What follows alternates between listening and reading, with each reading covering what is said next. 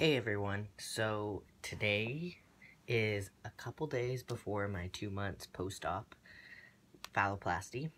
I did the left forearm free flap, and I'll just go into a little recap of how that surgery works.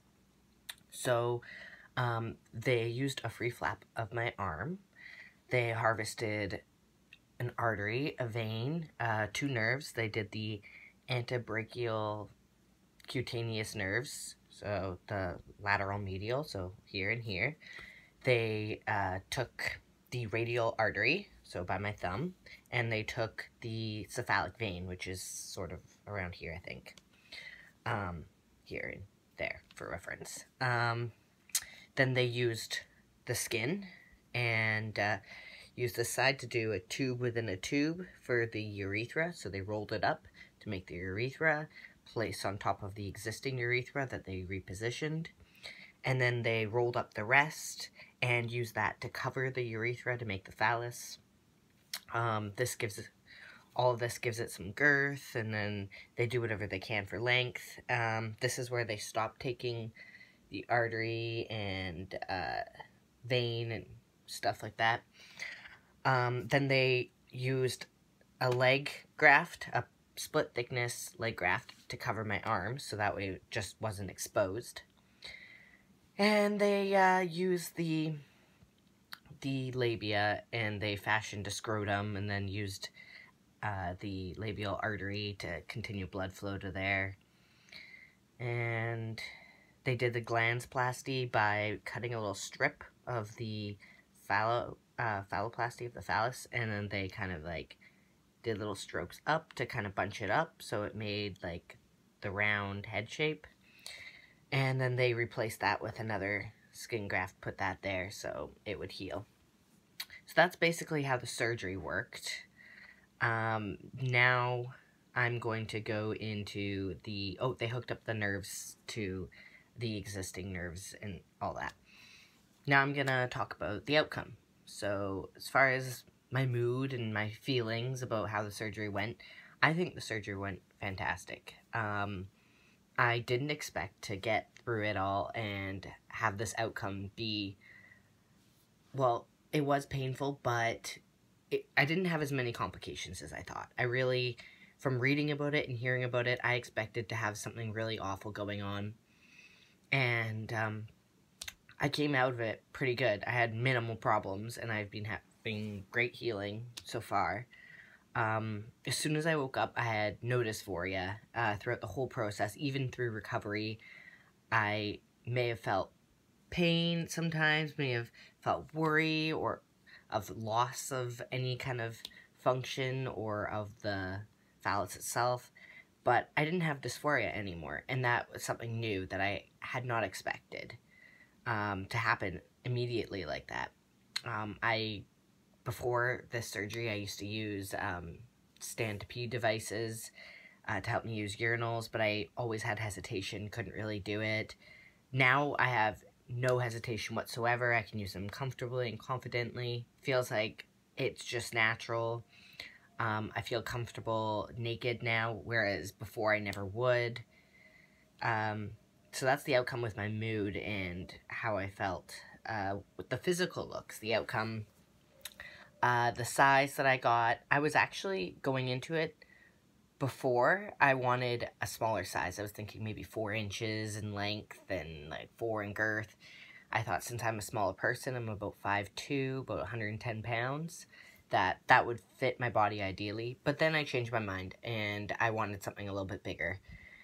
So I told the surgeon ideal is 5, but minimum would be 4.5 in length. Didn't really mention the girth. I ended up getting, right out of surgery, I was 5 inches in length and about 5 in girth. After swelling went down and after healing, about a month post-op, I was about 4.5 for both. And then now, at about 2 months, I'm about 4 for both. Maybe about 4.2 for girth. I'm not exactly happy about the size right now. I feel like it's a little bit smaller, but I'll get into that later. Also, for the outcome, here's my arm. So that's it at 2 months. There's the vein. Yeah. So anyways, that's my arm. And then my leg is healing pretty well, as you can see. Here's the leg. So now I'll go into complications. I had, I guess, 2 small complications. I had a couple of fistulas, one in the scrotum, but that healed really quickly. Didn't cause any issues for me. Didn't have to do anything about it. Maybe like a couple days. And it was before I started my peeing trial, so it didn't cause any issues there. Then I had a second fistula, which developed, I'd say, about 2 weeks after. And that was there for when I was doing my peeing trial, and I just applied pressure to it gently, and then it wouldn't leak out very much. It ended up going away a couple days after, maybe a day after my catheter was taken out, so that my catheter was taken out the 4th week. And then I had a seroma, which is just an accumulation of lymph fluid because the lymph can't drain properly. It is fairly common, and it happened right where the incision is here for the artery and the vein to be placed. It was just kind of swollen. It was really red and swollen, and I went on antibiotics for it. It decreased it, and then just time and massaging, and I put heat on it. So it's pretty much gone now. It just feels a little bit tight to the right, and there's a little bit left, but it's not anything bothersome. So for my healing, I just mentioned the healing of the seroma and the fistulas. As far as the size goes, that can happen. You can shrink or grow from an inch or so, I've heard, for up to the first year, because things like the scar on the underside, because there's a scar running along the underside. It can tighten when it heals, or it can stretch with gravity, so that can change. I'm hoping mine will stretch with gravity. I've been wearing looser underwear, so it hangs a little bit more. Speaking of the hanging, it doesn't feel very pleasant, the feeling of something just like this, hanging heavy, stitched to your pelvis. It feels like it's gonna fall off, but it's not really going to, obviously.